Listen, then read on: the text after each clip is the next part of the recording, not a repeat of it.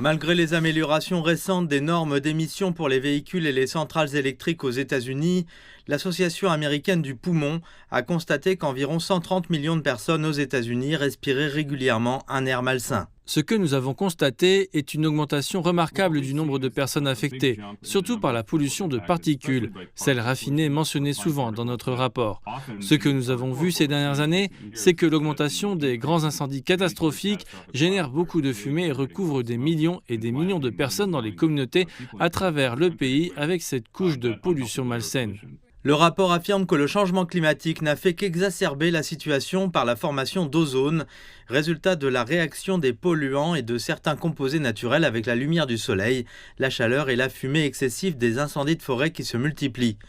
Le mois dernier, l'Agence américaine de protection de l'environnement a fait un grand pas vers un air plus pur en annonçant que des centrales électriques au charbon devraient réduire leurs émissions de gaz à effet de serre de 90% d'ici à 2032, ce qui pourrait obliger certaines d'entre elles à fermer leurs portes.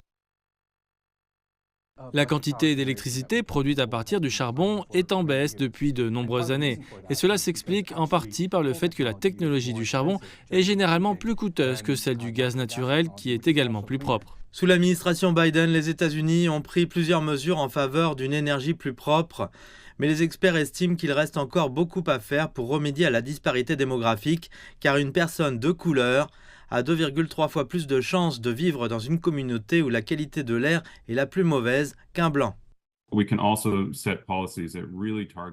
Nous pouvons également mettre en place des politiques qui ciblent réellement les zones qui ont besoin de plus en plus de soutien et d'obtenir de meilleures infrastructures, des incitations pour changer les véhicules plus anciens et plus sales pour des technologies plus propres et à zéro émission, et puis vraiment aborder la question du diesel qui existe à travers le pays, que ce soit le nettoyage des ports ou des gares de triage ou ces entrepôts où des milliers et des milliers de camions diesel circulent chaque jour. Le dernier rapport en date nous rappelle brutalement que l'aggravation des effets du changement climatique ne fait que rendre plus difficile la diffusion d'un air sain dans toutes les communautés.